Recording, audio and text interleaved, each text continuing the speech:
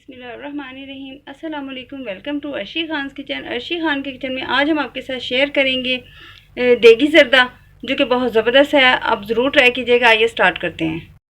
بنانے کے لیے ہم نے پتیلے میں شامل کیا ہے 8-9 کلو پانی۔ وہ اس لیے کہ ہم یہ کھلے پانی میں پکائیں گے۔ آپ پانی میں کمی بیشی کر سکتے ہیں، لیکن کھلے پانی میں انہیں بوائل کریں رائس کو زیادہ بہتر ہے، کیونکہ ہم 3 کلو کا یہ زردہ بنا رہے ہیں۔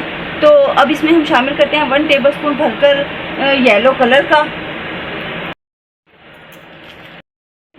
کلر۔ شامل کرنے کے بعد ہم اس میں شامل کر رہے ہیں 10-12 لونگ۔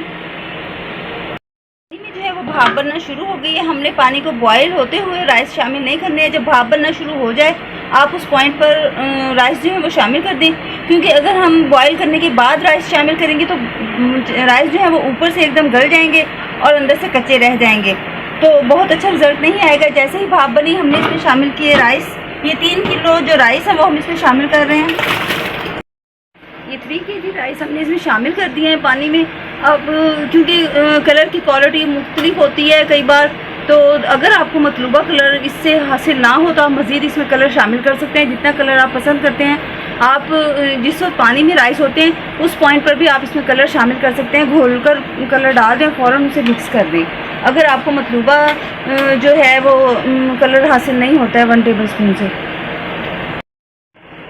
اب ہم انہیں تقریباً 80-90% جو ہے وہ کر لیں گے بوائل، اور ایک کنی اس میں چھوڑ دیں گے ہم۔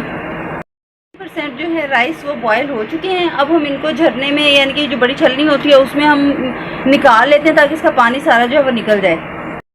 سے ہم نے اس کا سارا پانی جو ہے زردے کے رائس کا نکال دیا ہے۔ اب یہ جھرنے میں ہم نے نکالے ہوئے ہیں، تو اب ان کو جو ہے ہم نے پہلے بیس میں ہم نے ہلکا سا آئل شامل کیا، اور آئل شامل کرنے کے بعد اس پر رائس شامل کیے۔ اب رائس پر ہم یہ شوگر شامل کر رہے ہیں۔ چینی جو ہے وہ ہم نے 3 کلو رائس ہیں تو 3 کلو ہی ہم نے اس میں چینی شامل کرنی ہے، اور ہم نے جس میں آئل شامل کرنا ہے وہ تقریباً 1.5 پاؤ ہم آئل یوز کریں گے اس میں۔ چینی پر آئل شامل کر کے پھر رائس شامل کیا، پھر چینی شامل کرتے ہیں۔ اسی طرح ہم نے ان کی لیئر لگانی ہے۔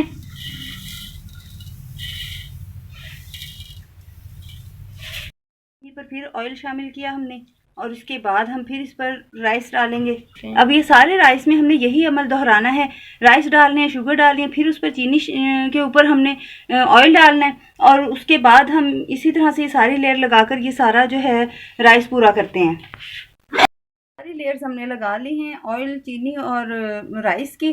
اب ہم اس کو بہت احتیاط کے ساتھ تھوڑا سا ہم نے چمچ سے کرنا ہے، باقی زیادہ تر تو ہم اس کو پتیلے کو پکڑیں گے اور اس کو ایسے ٹاس کر کے اس طرح سے ہلا کر ہم نے اسے مکس کرنا ہے۔ کوشش کریں کہ رائس ٹوٹنے نہ پائیں۔ کھلے کھلے ہم نے بوائل کیے ہیں۔ اب اس کو ہم چولہے پر رکھیں گے تیز آنچ پر۔ جب شوگر ہو جائے گی میلٹ تو اس کے بعد ہم اس کو تیز آنچ پر پکانے کے بعد جس وقت ہمیں دم پر رکھنا ہوگا تب ہم اس کی آنچ ہلکی کریں گے۔ ابھی ہم اسے تیز آنچ پر رکھتے ہیں چولہے پر۔ یہ دیکھیے شیرہ بن گیا ہے۔ اب اسے ہم نے تیز آنچ پر ہم پکا رہے ہیں اس کو۔ جب اس کا موئسچر کم ہو جائے گا، تو جب بالکل موئسچر کم ہو جائے گا تو پھر ہم اس کو دم پر رکھیں گے جائے، تو اس وقت آپ نے چمچ سے رائس کو جو ہے وہ مکس کر دینا ہے اچھی طرح سے، تاکہ شیرہ جو ہے وہ سارے رائس میں شامل ہو سکے۔ اب جب یہ بالکل موئسچر اس کا ہو جائے گا کم، پھر ہم اسے رکھتے ہیں دم پر۔ یہ دیکھیے موئسچر اس کا ہو گیا ہے کم۔ اب ہم نے اس کو اسی نیچے رکھ دیا ہم نے توا، اور اس کو ابھی ہم نے فلیم کو تیز کیا ہوا ہے تاکہ توا اچھی طرح گرم ہو جائے۔ اس کے بعد ہم اسے دم والی آنچ پر دم کے لیے رکھتے ہیں۔ ہم نے یہ جو ہمارا اس کا ڈھکن ہوتا ہے، ڈھکن کے اوپر ہم نے لگا لینا ہے کپڑا، کوئی بھی صافی، دسترخوان، رومال، کوئی بھی آپ نے اس کے اوپر لگا کر پھر دم پر رکھنا ہے۔ اس طرح سے پھیلا دینا ہے کپڑا، اور اس کو ہم اب یہ ایسے ہی پلٹ دیں گے۔ ہم نے اس کو دم پر رکھ دینا ہے۔ زردے کو ہم نے 10 منٹ کے لیے رکھ دیا تھا دم پر۔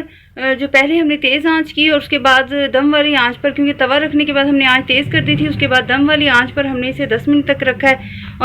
اب اس میں ہم سارے یہ میوہ جات وغیرہ اور شرفیاں اور چمچم وغیرہ سب شامل کر کے اسے 5 منٹ کے لیے ہم مزید دم پر رکھتے ہیں۔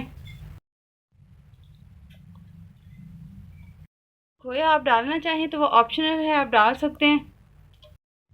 5 منٹ دم پر رکھنے کے بعد ہم نے یہ رائس جو ہے فلیم سے ہٹا لی ہے، فلیم کر دیا ہے آف۔ اب یہ جو ہے بالکل ہو گئے ریڈی، آپ نے ضرور ٹرائی کرنے ہیں۔ انشاءاللہ تعالی ہم نیکسٹ بہترین ریسیپی کے ساتھ حاضر ہوں گے۔ اس کے لیے جو ہم نے رائس لیے ہیں وہ ہم نے لیے ہیں پکی باسمتی کے چاول، اور پکی باسمتی کا چاول ہم نے پورے اوور نائٹ ہم نے اس کو جو ہے وہ بھگو دیا تھا، کیونکہ اوور نائٹ بھگونے سے یہ بہت زبردست سا بن جاتا ہے، بہت اچھا پھول جاتا ہے۔ تو آپ ضرور اسے ٹرائی کیجیے گا۔ انشاءاللہ تعالی ہم نیکسٹ بہترین ریسیپی کے ساتھ حاضر ہوں گے۔ اجازت دیجیے، اللہ حافظ۔